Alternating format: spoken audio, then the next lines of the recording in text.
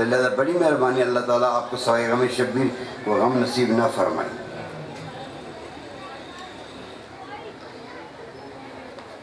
جناب راجہ ابرار حسین مرحوم ان کی اہلیہ، صوبیدار محمد اکبر ان کی اہلیہ، خدائے وکی محمد و آل محمد ان کے درجات کو بلند فرما، اعلیٰ علیین میں جگہ عطا فرما، گناہان صغائر و کبائر معاف فرما۔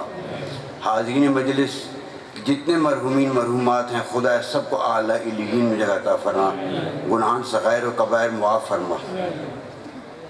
بالخصوص میرے وہ دوست جن کے روحیں تو موجود ہیں، آج جسم ان کے موجود میں نہیں دیکھ رہا، خدا ان سب کے درجات کو بلند فرما۔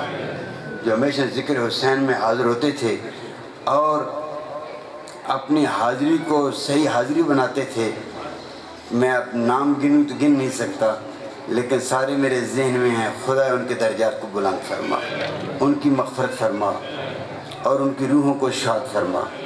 خدا وکی محمد و آل محمد حاضرین کی جتنی شرعی حاجات ہیں سب حاجات کو خداوند وکی محمد و آل محمد پورا فرما۔ جتنے مریض ہیں مجھ سمیت خدایا سب کو شفائے کاملہ و عاجلہ عنایت فرما۔ خدا وکی محمد و آل محمد تو سے التجا ہے، یہ ذکر جاری و ساری ہے، خدا زیادہ سے زیادہ ہمیں شرکت کرنے کی توفیق عطا فرما اور اس سے فائدہ اٹھانے کی توفیق عطا فرما۔ با آواز بلند صلوات۔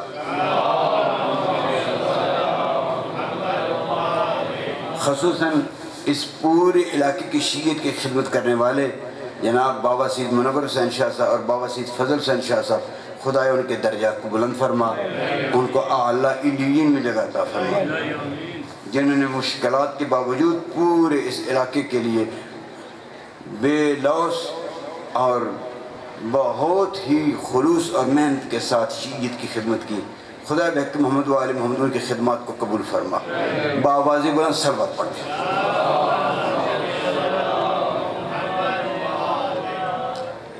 ماشاءاللہ کافی دیر سے آپ خدمت میں مصروف ہیں اور عبادت میں مصروف ہیں،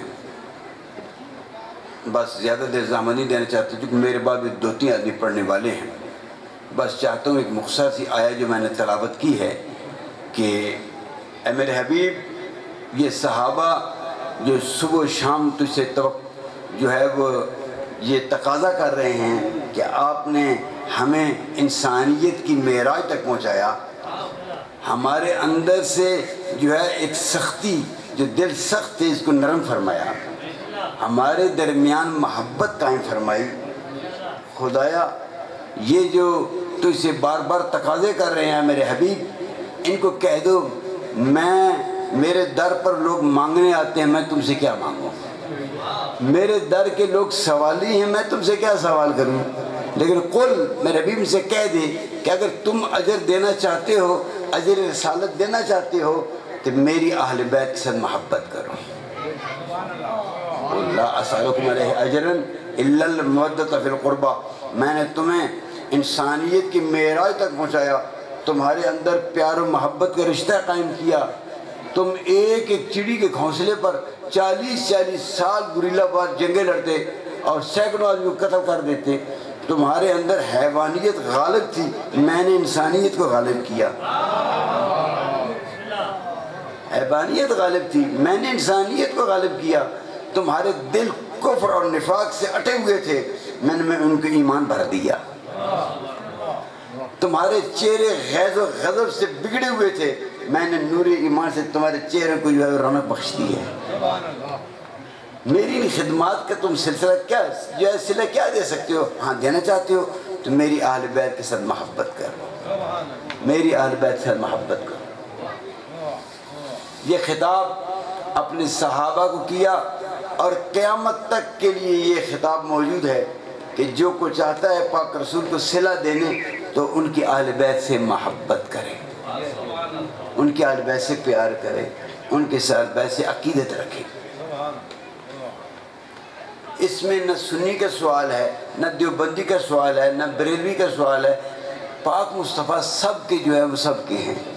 جب پاک مصطفیٰ سب کے ہیں تو ان کی آل بھی سب کی ہیں۔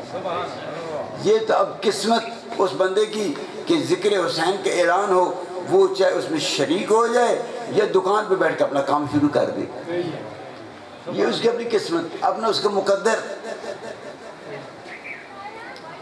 ہاں یہ ضرور ہے، میں نے جتنا 40-50 سال مطالعہ کیا ہے دین اور شریعت کا، بس مجھے تو ایک ایسی روایت ملی ہے جس کے اوپر مجھے نہیں ملی۔ وہ روایت یہ ہے کہ ذکر حسین میں جو بیٹھتا ہے، جو ایک سانس لیتا ہے، ایک تسبیح پڑھنے کے برابر ثواب ہے۔ ہاں ذکر حسین سننے جو بیٹھتا ہے، ایک سانس لینا ایک تسبیح کے پڑھنے کے برابر ثواب ہے۔ اور مولا کائنات نے نسخہ بھی بتا دیا، کہا زینوا مجالسکم بذکر علی ابن ابی طالب، جب یہ اکٹھے ہو بیٹھو تو وہاں علی کا ذکر چھیڑ دو، وہاں علی کا ذکر چھیڑ دو، وہاں علی کا ذکر چھیڑ دو۔ تو کسی صحابی نے پوچھی یا رسول اللہ جب بیٹھ جائے علی کا کیوں ذکر چھوڑ دیں؟ فرمایا لأن ذکرہ ذکری، علی کے ذکر چھیڑو گے تو وہ میرا ذکر بن جائے گا۔ بذکری ذکر اللہ، بذکر اللہ عبادہ، میرا ذکر کرو گے تو اللہ کا ذکر ہو جائے گا، اور اللہ کے ذکر عبادت ہے۔ اور تمہیں کیا چاہیے؟ قسمت اشیاء نے حیدر قرار کی کہ ان کے پیر کا ذکر کرتے جاؤ تو اللہ کا ذکر بن جاتا ہے۔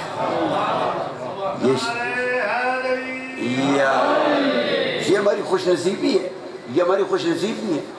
جہاں بھی جو ہے وہ آدمی ذکر کرے تو پاک علی کا ذکر چھیڑ دے، پاک علی جب بیٹھیں پاک علی کا ذکر چھیڑ دے۔ کسی نے مجھے کہا کہ یہ شفقت شاہ صاحب عجیب ہے، میں کیوں؟ کہتے جب ہی ماتم کو جب دعوت کرتے کہتے آؤ مل کے ماتم کریں۔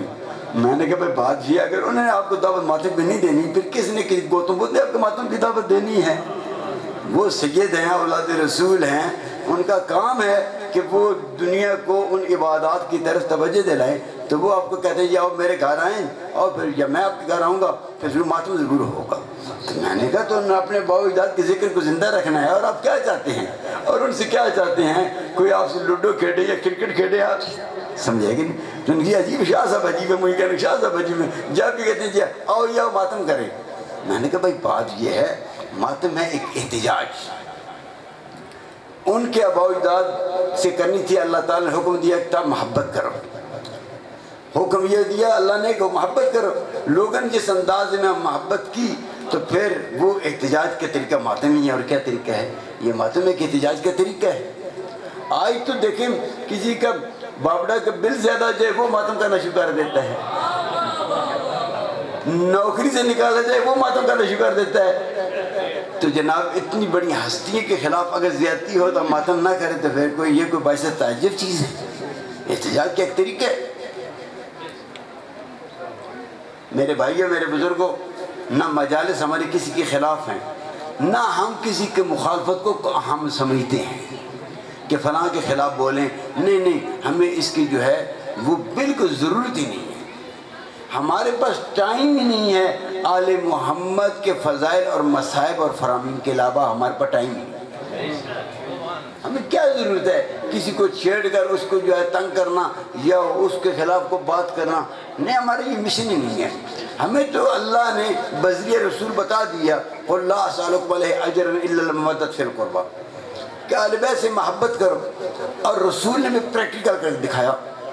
کتاب کا نام ہے کشف المحجوب، داتا گنج بخش علی حجویری جن کا لاہور میں مزار ہے، بہت بڑے پیر ہیں، پیرانے پیر ہیں۔ وہ روایت نقل کرتے ہیں حضرت عمر فاروق سے، خلیفہ دوم سے۔ کہتے ہیں حضرت عمر فاروق فرماتے ہیں کہ میں مدینہ گیا تو یکدم میری نظر پڑی رسول اعظم پر جو تمام انبیاء کا سردار ہے۔ نظر پڑی ان پر، دیکھا کہ وہ ایک سواری بنے ہوئے ہیں، سواری بن کے چل رہے ہیں۔ میں نے اوپر دیکھا، کندھے پر حسین ابن علی سوار ہے۔ میں نزدیک گیا، میں نے کہا یا رسول اللہ سواری بڑی بہترین ہے۔ حضور مسکرا کے فرمانے نعم الراکب، سوار بڑا بہترین ہے۔ تو سواری کی بات کرتا ہے، تو کہتا ہے نعم المرکب، سواری بڑی بہترین ہے۔ سواری کی بات نہ کر، نعم الراکب، سوار بڑا بہترین ہے۔ اب دیکھیں نا، آج کا کوئی بڈیرا ہو یا آج کا کوئی پیسے والا آدمی ہو، ساتھ نوکر ہوتے ہیں، بچوں کو اٹھائے پھرتے ہیں، حضور جیسی اتنی بڑی ہستی کی کائنات میں اللہ نے اس سے بڑی ہستی خلق ہی نہیں کی.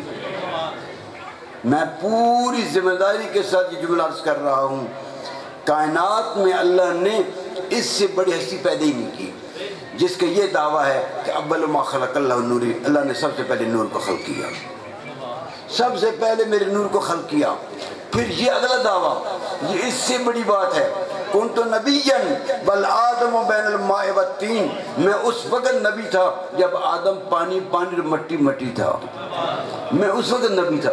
یعنی کیا مطلب؟ تمام انبیاء کو نبوت جو ملی وہ میں دیکھتا رہا، وہ میرے سامنے بنتے رہے، میرے سامنے بنتے رہے.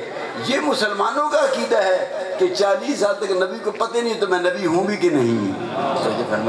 ہمارا عقیدہ یہ نہیں ہے. ہم نے جو در اہل بیت سے دین سیکھا ہے تو وہ یہ حدیث موجود ہے، کنت نبیا بل آدم بین الماء والطین، میں اس وقت نبی تھا جب آدم پانی پانی مٹی مٹی تھا. یہ مسلمان گھڑتے ہیں اپنی باتیں کہ حضور کو 40 سال تک پتہ ہی نہیں تھا کہ میں نبی ہوں بھی کہ نہیں. ایک کافر نے بتایا، نوفل نامی نے، کہ اے محمد تیرے اندر تو کوئی مجھے نبوت کی علامتیں نظر آ رہی ہیں. سبحان اللہ، جس کو کافر بتایا کہ تو نبی ہے، اللہ حافظ نبوت کا، سمجھے کہ نہیں؟ واہ مسلمانوں. تو کہیں جی حضور کے فضائل پڑھیں تو کہیں گے سلام اس پر جس کے گھر نہ منجی تھی نہ پیڑھی تھی. سمجھے کہ توجہ فرمائی کہ سلام اس پر جس کے گھر نہ منجی تھی نہ پیڑھی تھی. وہ اتنے بڑے سردار ان کے مہمان ٹھہرتے تھے، وہ تیرے گھر ٹھہراتے تھے. سمجھے کہ نہیں ہے؟ اتنے بڑے. میں ایک واقعہ پیش کرتا ہوں، بزرگ جانتے ہیں جوانوں کے لیے. آج جس طرح ہم اتنے بڑے عیسائی کو پوپ کہتے ہیں، حضور کے زمانے میں جو سب سے بڑا عیسائی لیڈر تھا اس کا نام تھا اسقف اعظم. یہ لقب تھا، نام کوئی اور تھا، اس کا لقب تھا اسقف اعظم. آج پوپ کہتے ہیں، اس زمان اسقف اعظم. حضور نے اس کو خط لکھا اپنے ایلچی بھیج کر، بھائی دیکھ حضرت عیسیٰ کا زمانہ گزر گیا ہے، میں محمد مصطفیٰ اس وقت دنیا میں اللہ کا نبی ہوں، تو اس طرح کر، تو آ جا میرے پاس مدینے آ جا تو میں تمہیں تجھ سے بات کرتا ہوں، اپنے دلائل دیتا ہوں. اس نے کہا اچھا. اس نے دنیا سے 50 بڑے پادری اکٹھے کیے، ان کو بلایا، بھائی جو محمد عربی اس سے بات کر رہی کہ وہ واقعاً اللہ کا نبی ہے، آپ میرے ساتھ چلیں. 7 دن پیغمبر کے وہ مہمان رہے. نہ وہاں 3 اسٹار ہوٹل تھا، نہ 5 اسٹار ہوٹل تھا. ہاں محمد عربی، محمد ابن عبداللہ سردار مکہ تھا، سردار مکہ تھا. یہ تو مولوی نے یتیم یتیم کہہ کے تعارف غلط کروایا. توجہ فرمائی کہ نہیں؟ یہ مولوی نے یتیم یتیم کہہ کر اس نے دیکھا میں بھی یتیم ہوں، لہذا عبد جو نبی بھی یتیم ہے، بس وہ ہم جیسا ہے. سمجھے کہ نہیں؟ یہ تو ہاں، یہ تو اس نے ایسا تعارف کروایا پیغمبر علیہ الصلوۃ والسلام کا کہ میں بھی یتیم، وہ بھی یتیم، بس میں نبی جیسا. سمجھے کہ نہیں؟ صلوات بر محمد و آل محمد. مولانا کو بڑی جلدی آپ لے آئے ہیں، میں تو ابھی اسٹارٹ کیا ہے. اچھا ٹھیک، میری اور اپنی برادری ڈھیر سارے بیٹھی ہے، میرے ووٹ چکھے. صلوات بر محمد و آل محمد. نہیں میں زیادہ نہیں زامن دوں گا، بس ایک دو میں واقعہ سنا.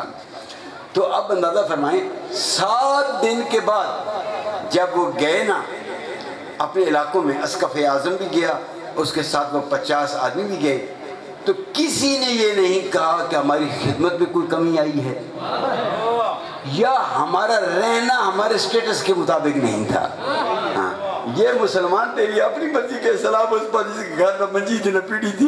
اسقف اعظم شہادت دے رہا ہے، سمجھے کہ نہیں؟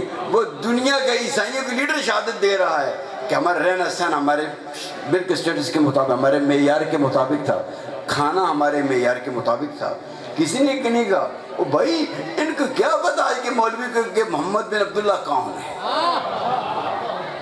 سردار مکہ ہے. اللہ نے نبوت کسی کمی کے گھر نہیں دی. توجہ فرمائی کہ نہیں؟ ہاں اسے پتہ تھا عرب بڑے تگڑے اور بڑے بگڑے لوگ ہیں، کمی کو نبی نہیں مانیں گے. سمجھے کہ نہیں؟ اس وجہ سے عرب نے، اللہ نے بھی نبوت سردار کے گھر دی ہے. پھر نبی وہ جو تمام انبیاء کا سردار ہو، اس میں تو کوئی کمی پیشی نہیں ہونی چاہیے نا. ہاں کسی لحاظ سے بھی، نہ حسب نہ نسب سے لحاظ سے بھی نہیں. اب تو الحمدللہ مولانا طاہر جمیل بھی یہ جو ہے اعتراف کر چکا ہے کہ نبی کے سلسلے سے آخر تک کوئی بھی درمیان میں کافر نہیں تھا.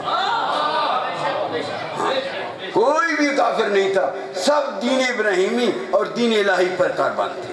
اب تو الحمدللہ جو ہم بات عالم محمد سے سنتے آئے ہیں, بیان کرتے ہیں, آج وہ بھی اقرار کر رہے ہیں. اب تو جناب والا اقرار ہونا شروع ہو گیا ہے نا. جس شاعر نے شعر کہا تھا کہ قوم کو پکار بیدار ہو لینے دو, ہر قوم کی پکارے گی ہمارے یہاں حسین. اب تو مولانا طاہر جمیل نے کہا ہے کہ بھائی حضرت علی مت کہو, مولا علی کہو, کیونکہ مولا کا لقب پاک پیغمبر نے دیا ہے, لہذا وہ لقب علی کے لیے استعمال کرو جو پیغمبر دے کے گئے ہیں. اپنی طرف سے کرم اللہ وجہ رضی اللہ پتہ کیا کیا لقب نکالتے پھر رہے ہیں, یہ نہ کرو. جو پاک پیغمبر نے جو ہے لقب دیا ہے وہ کہو مولا علی, مولا علی. جی حق, جی میں عرض کرتا ہوں, جی ہاں مولا بمانا دوست نہیں, یار نہیں. یاری پتہ کس کو کہتے ہیں؟ اپنی بیٹی بھی دے ابھی یار نہیں بنا, دوست نہیں بنا. سمجھے فرمائے کہ بس ضروری 1.5 لاکھ کے مجمع میں اعلان کرنا تھا دوستی بتانے کے لیے, بس مرضی. اب اسی طریقے پہ یتیم یتیم یتیم دیکھا, ہم یتیم ہیں, اللہ محمد بھی یتیم ہے. سمجھے بھائی, عربی میں یتیم کہتے ہیں جس کا باپ فوت ہو گئے, لیکن تیرے باپ اور محمد کے باپ میں زمین آسمان کا فرق ہے.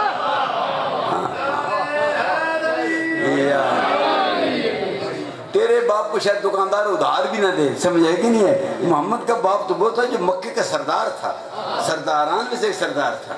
ہاں توجہ فرمائی کہ نہیں. اور جس کہتے ہیں جی صحیح چڑی والے لوگ تھے. بھائی ابرا جو آیا تھا نا, تو جناب عبد المطلب گئے اس سے ملنے, انہوں نے بتایا کہ یہ محمد کا دادا ہے.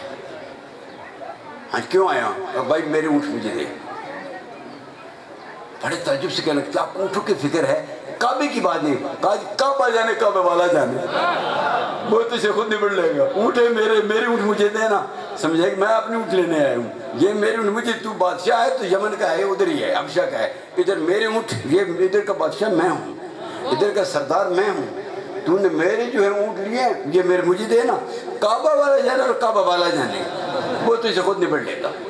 اور اگلی بات جو آج تک مورخین بہت کم بیان کرتے ہیں, مولانا بھی گواہی دیں گے کہ اس کے بعد جب جانے لگے کہا میں ایک بات کہنا چاہتا ہوں. کس کی؟ اسے کہا تیرا ہاتھی کہاں ہے؟ توجہ توجہ, پاک مصطفیٰ کا دادا کہتے تیرا ہاتھی کہاں ہے؟ کہا جی وہ کھڑا ہے. اس کے کان میں کچھ بات گئی. لوگ تو کہتے ہیں پیغمبر کو زبانیں آتی, یہ نہیں آتی.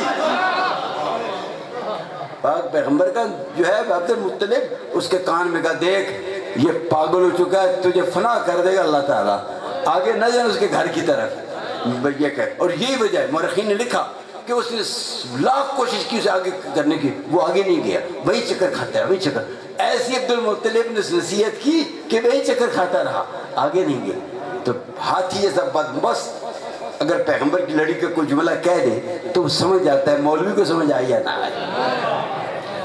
توجہ فرما رہے کہ نہیں. تو اب میں کہہ رہا تھا اسقف اعظم اور اس کے وہ 50 ساتھیوں نے گواہی دی کہ ہماری رہائش, ہمارا کھانا پینا ہمارے معیار کے مطابق تھا. ایک بات. اگلی بات, میں اس علاقے کے مومنوں, میں یا محرم بہت سے مجالس میں پڑھ چکا ہوں آپ کی خدمت میں. اگلی بات جو کی وہ آج کے مولویوں کی ہدایت کے لیے بہت کافی ہے. انہوں نے مسجد نبی میں عبادت کرنا چاہیے اپنے مذہب کے مطابق. یکدم کچھ صاحب جو میدانوں میں تو بھاگ جاتے تھے اور ایسے مقاموں پہ تلوار نکال کے آ گئے, سمجھا کہ نہیں. حضور کہ کیا کرنے لگے, اور دیکھو جی مسجد میں اپنی عبادت کر رہے ہیں. حضور نے فرمایا دین تم بہتر جانتے ہو یا میں جانتا ہوں؟ کہا یہ حضرت دین تو آپ جانتے ہیں. کہا پھر میں جانتا ہوں. ہر آدمی کو اللہ کے گھر میں اس کو اللہ کی عبادت کی اجازت ہے. ہاں اللہ کی عبادت اللہ کے گھر میں اس کو اپنے طریقے کی اجازت ہے. یہ ہے وسعت قلبی اور وسعت ظرفی جو مولوی کو سمجھ نہیں آئی.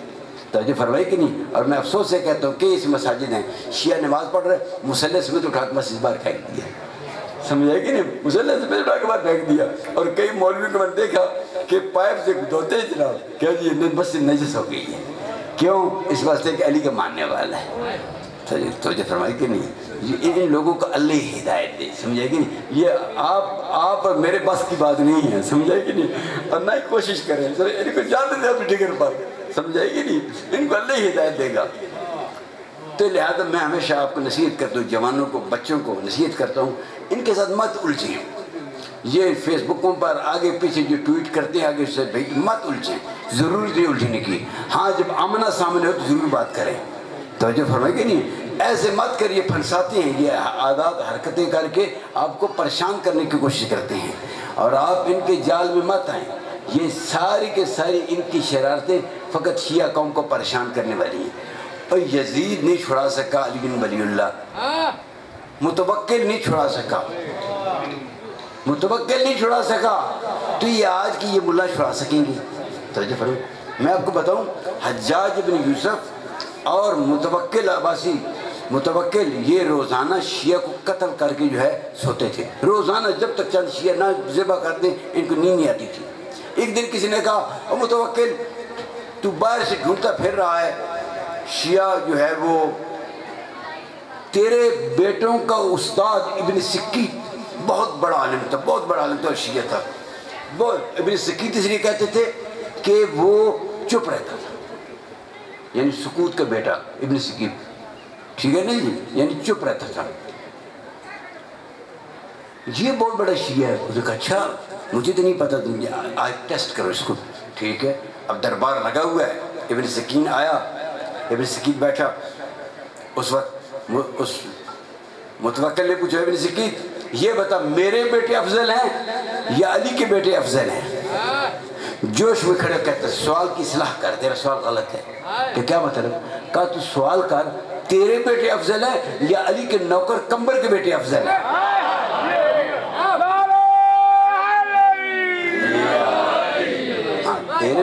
تیرے بیٹے افضل ہیں یا علی کے نوکر کمبر کے بیٹے افضل ہیں؟ قسم خدا کہ علی کے بیٹے کمبر کے جوتوں کے نوک کے برابر تیرے سے بادشاہ کے بیٹے نہیں۔ وہیں پھانسی پہ لٹکا دی، اسے لٹکا دی، وہ تیرا کام ہے، جو میرا کام تھا میں نے بتا دیا کہ علی کے نوکر جو ہے اس کی جوتوں کی نوک کے برابر، میں تیرے بیٹوں کو نہیں سمجھتا۔ ایسی شیعہ گزرے، شیعت آج کی ان لوگوں کی مرہون منت ہے، مسم تمار کے مرہون منت ہے، ان کی مرہون منت ہے۔ اور میں اپنے علاقے والے لوگوں کا دو جملے کہہ کے بس اس کے بعد مسائل کے دو جملے کا ختم کرتا ہوں، دو روایت پیش کرنا چاہتا ہوں۔ ایک روایت تذکرۃ المعصومین کی ہے، حضور علیہ الصلوۃ والسلام تشریف فرما ہے، صحابہ کرام تشریف فرما ہے، میاں بیوی پیش ہوتے ہیں دو بچے لے کر، یہ حضرت یہ حلالی ہیں یا حرامی؟ ماں کا دعویٰ تھا یہ حلالی ہیں، باپ کا دعویٰ تھا یہ حرامی ہیں، جھگڑا ہوا، اب پیش کیا۔ آج کے زمانہ ہوتا تو ڈی این اے ٹیسٹ ہو جاتا، اس زمانے پھر ڈی این اے ٹیسٹ نہیں تھا۔ حضور نے کہا علی جی سرکار حسنین کو بلا لاؤ۔ صحابہ نے کہا یا رسول اللہ سوال آپ سے ہو رہا ہے، انہوں نے کہا بھی میں بتاتا ہوں کہ یہ حلالی یا حرامی۔ کہا حسنین کو بلا لاؤ۔ اب جب حسنین آئے، جو ان لڑکوں نے دیکھا دوڑتے ہوئے شہزادوں کی قدم بوسی کی، حضور کھڑے ہو گئے، یا ایھا الاصحاب، میرے اصحاب میں مبارک دیتا ہوں یہ دونوں بچے حلالی ہیں۔ صحابہ میں سے دو کھڑے ہو گئے، کہنے کہ یاد سمجھے نہیں؟ کہا نہیں سمجھے، یاد رکھو جو حسنین کا احترام کرے وہ حرامی نہیں ہو سکتا، جو حسنین کا احترام کرے وہ حرامی نہیں ہو سکتا۔ یہ حضور نے ڈی این اے ٹیسٹ آج سے 1400 سال پہلے کرا کے بتا دیا کہ حسنین سے محبت حلالی کرے گا، احترام حلالی کرے گا، حسنین کے جہاں نام آئے گا ادب و احترام سے حلالی پیش آئے گا، تو جس کے دل میں جس کا خون کھول اٹھے گا سمجھنا کو گڑبڑ ہے، اس کو نسب میں گڑبڑ ہے۔ حسنین کے بغیر چیز تھی کیا دوستو جن نے قربانیاں پیش کی؟ حضور نے یہی کہا تھا نا کہ میری دو شہزادے ہیں، اے امت ان سے پیار کرنا۔ عجیب پیار کیا امت نے، جو 1400 سال سے ہم رو رہے ہیں، عجیب پیار کیا۔ ایک کے جنازے میں تیر تھے، ایک کا جنازہ تیروں پر تھا۔ اجرکم اللہ، اجرکم اللہ۔ دوستو ایک کے جنازے میں تیر تھے، ایک کا جنازہ تیروں پر تھا۔ کیا یہ وہی دو شہزادے نہیں تھے؟ یہ رسول کے سینے پہ سوتے تھے۔ کیا امت نے ایسا پیار کیا؟ کیا امت نے ایسا پیار کیا؟ میرے بھائیوں، میرے بزرگوں، امام زہری گزرے، بس روایت پڑھ کے ختم کرتا ہوں۔ امام زہری گزرے ہیں، اہل سنت کے بہت بڑے امام ہیں، بڑے ان کا فتویٰ چلتا تھا ہر مذاہب میں، شافعی حنبلی ان میں۔ ہمارے چوتھے امام کے پاس آ کے کہنے لگا مولا ہمارے خاندان کا دستور ہے جب نکاح پڑھا جاتا ہے تو امام معصوم نکاح پڑھتے ہیں، نکاح پڑھا جاتا ہے تو امام معصوم جو ہے وہ نکاح جو ہے وہ پڑھتے ہیں۔ مولا آپ ہمارے خاندان میں ایک نکاح ہے، آ کے پڑھیں۔ مولانا صاحب جھکایا، کہا زہری تو اپنے مذہب کا بہت بڑا عالم ہے، میں تیری قدر کرتا ہوں، لیکن جب سے میری پھپھیوں کو شام کے بازاروں میں پھرایا گیا نا، عجب اللہ، سجاد اس قابل نہیں رہا کہ نکاح کی محفل میں جائے، سجاد قابل نہیں رہا، قدموں پہ ہاتھ رکھ کے کہنے لگا کہ مولا ہمارے خاندان کا دستور ہے، آپ مہربانی فرمائیے یہ نکاح پڑھ دیں۔ مولا نے فرمایا ایک شرط ہے، وہ شرط یہ ہے کہ جب نکاح ہو جائے تو میرے بابا کا ذکر کرانا ہوگا، میرے بابا کا ذکر کرانا۔ قدموں پہ ہاتھ رکھ کے کہتا ہے کہ میں آپ کے بابا کا ذکر کروں۔ اب نکاح جب ختم ہوا، ذکر حسین شروع ہوا، مولا آگے بیٹھے ہوئے، راوی کہتا ہے دیکھا مجلس کی اختتام ہوا، امام پیچھے چلے گئے، قدموں پہ ہاتھ رکھ کے کہتے ہیں مولا کیا راوی نے روایت غلط پڑھی؟ کہا نہیں راوی نے روایت غلط نہیں پڑھی، زہری تو اپنی آنکھوں سے دیکھ رہا ہے، میں اپنی آنکھوں سے دیکھ رہی ہوں، کہیں جو ہے میرے بابا حسین بیٹھے ہیں، کہیں بابا علی آئے ہوئے ہیں۔ الا لعنۃ اللہ علی القوم الظالمین سیعلم الذین ای منقلب ینقلبون۔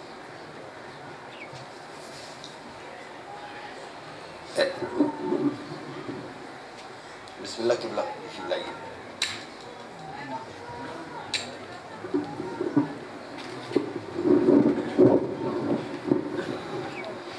تمام مومنین سے التماس ہے کہ امام بارگاہ میں تشریف لے آئیں۔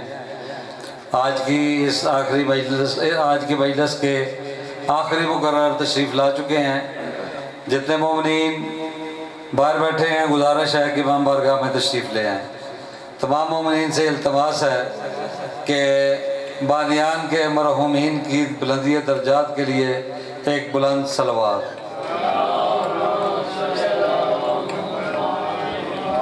دعا ہے کہ جتنے مومنین و مومنات جن لوگوں کے لیے کہا گیا ہے، جو جو بیمار ہیں مالک ان کو شفائے کاملہ و عاجلہ عطا فرمائے۔